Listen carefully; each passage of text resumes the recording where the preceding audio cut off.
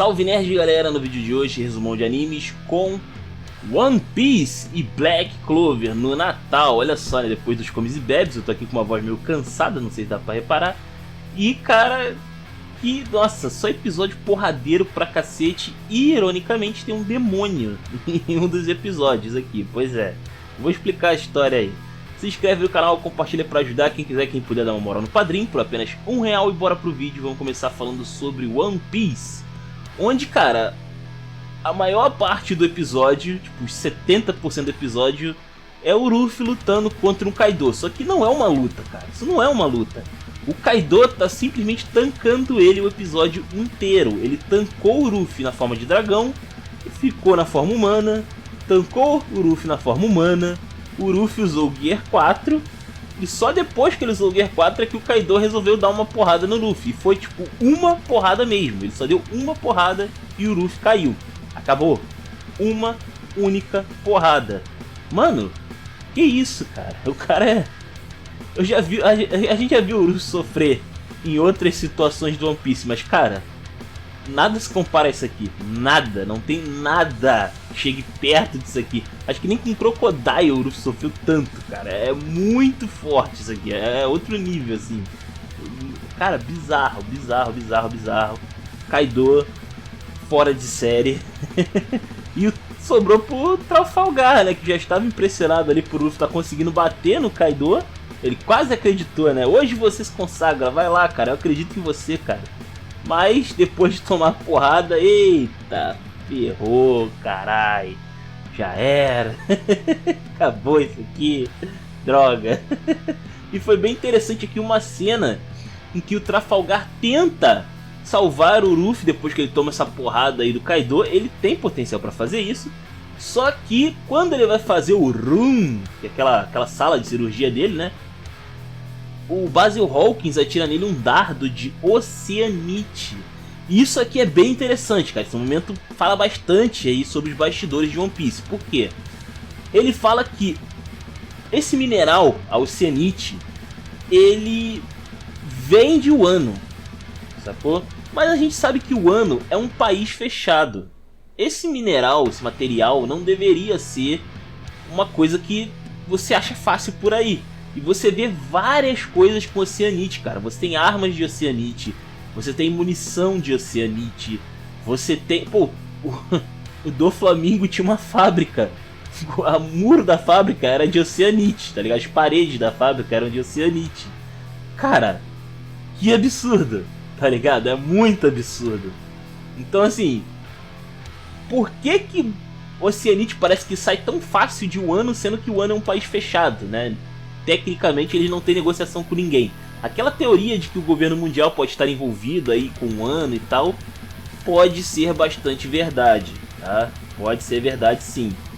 E bom, o Trafalgar ele consegue tirar ali o dardo de Oceanite e fugir usando o poder dele, mas ele não consegue resgatar o Luffy. O Luffy foi preso, GGWP, né? Bota aquela letrinha do GTA lá, né?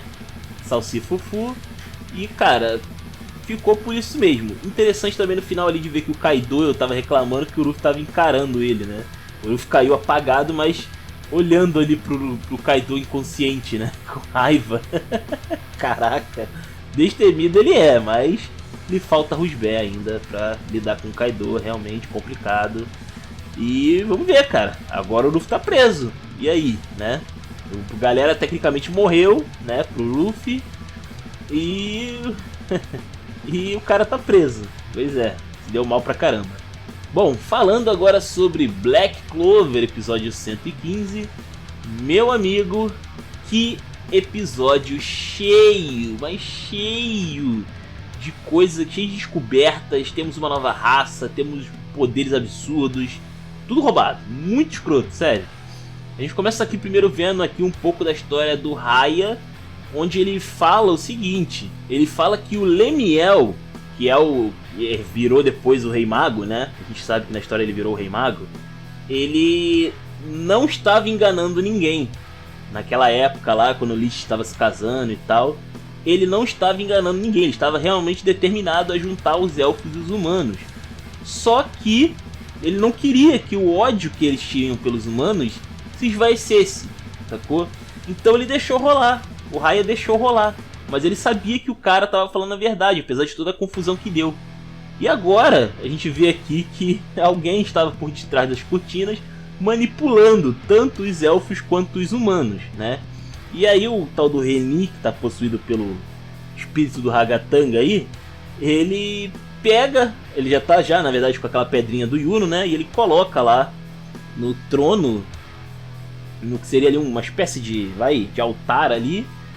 E com isso uma magia escura começa a emanar do chão e ele uma parte desse Reni sai ali dele e vai pra dentro dessa massa escura, formando o corpo de uma criatura que é um demônio. Pois é, no Natal eu tô falando de demônio. Olha, isso é muito errado, cara. Isso é muito errado, só assim. E assim, mano, o cara é fora de série. Ele jogou na cara do Patri várias coisas. Várias coisas. Primeiro que ele agradeceu ao Patri, né, por ser um servo tão leal, né, um cara tão fácil de manipular. E, cara, e aí o Patri parte pra cima dele. Nossa, o cara, ele... Putz, cara, como é que eu posso explicar isso? Toda vez que o Patri tenta bater nele, o cara, ele fala alguma coisa e essa coisa acontece.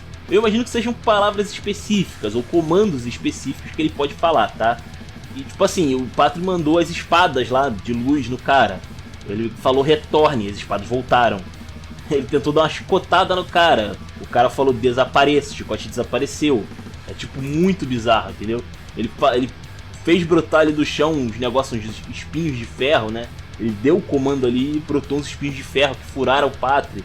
Mano, o cara só fala. E ele não tinha nenhum grimório a princípio. Ele não tinha nenhum grimório dele ali a princípio. Muito fora de série. O cara é completamente roubado. Roubado demais. Sério, o cara é tipo... outro nível de apelação aqui. A gente tá lidando com outro cara, tá? E o Valtus e o Hades, eles estão aqui, né, vendo eles. Caraca, mano, esse cara manipulou todo mundo, tá ligado? Igual como o Patri fez, que na verdade ele ainda chama de Lich, ele não sabe ainda da história, né, do rolê. Mas ele tá vendo aqui que na verdade foi um manipulando o outro que manipulou o outro, uma cadeia de eventos, né? E não para por aqui, né? O Asta e o Yuno tentam lutar contra ele, o Asta aparece ali depois, né? O Yuno, tipo, ele vê assim, cara... Ele até salva ali um dado momento ali o Patri, só que, tipo, ele fala, não tenho como encarar esse cara sozinho. Ele reconheceu que ele não tinha como encarar esse cara. Só que o Asta chega ali na hora pra tentar ir junto, né? E aí o cara dá um comando ali para aparecer, ele faz, acho que é chuva de lâminas. Começa a brotar espadas. Espadas voando pra um monte de lugar. E o Asta, quando ele tenta bater com a espada de anti-magia, vê que as espadas não se desfazem, porque são de verdade. Além de... tem espadas mágicas ali no meio, tem coisas ali que é só magia, mas tem algumas que eram de verdade, sacou? E o Asta não conseguia sumir com elas, né? E mesmo o Yuno, que é muito rápido, a gente viu, ele estava esquivando dos ataques de espadas de luz, tanto do Patri quanto do Raya ao mesmo tempo, ele disse que estava tendo dificuldade para esquivar dessas espadas especificamente. Então assim, complicado. É complicado, entendeu? Beleza, continuando. Tá vendo como é que o cara é, né? Continuando. Aí o cara vai, ele fala ali umas paradas também bem interessantes, esse cramunhão aí da vida. Ele fala mais algumas coisas ali bem interessantes, como por exemplo, que quem fez o feitiço de reencarnação dos elfos não foi o Lichit, foi ele. Ele fez o feitiço de reencarnação. E na verdade ele não estava querendo corromper o Lichit, né? Na verdade ele disse que ele já tentou pegar o Lichit na época e ele não conseguiu, né? Ele queria dominar o Lichit de alguma forma e não conseguiu. Mas ele queria um cara mais jovem, né? Um garotão juvenil, um cara que fosse mais fácil de manipular. E ele escolheu o Patri. Então desde que teve aquela treta do ataque lá dos humanos, né, no casamento, ele tá manipulando a alma do Patri esse tempo todo para que o Patri fosse tomado por ódio e desespero. E, cara, foi manipulando o cara a ponto dele fazer o que ele fez, tá ligado? E não só isso, quando o Patri recebe essa notícia, ele começa a ser tomado pelo poder desse demônio aí, ele começa a ser corrompido, né? E a gente vê que o livro dele fica igual ao livro do Asta, parecido pra caramba, inclusive. E aí esse cara fala que é isso que ele faz, né? Ele manipula as pessoas, né? E corrompe a magia da pessoa, olha só, né?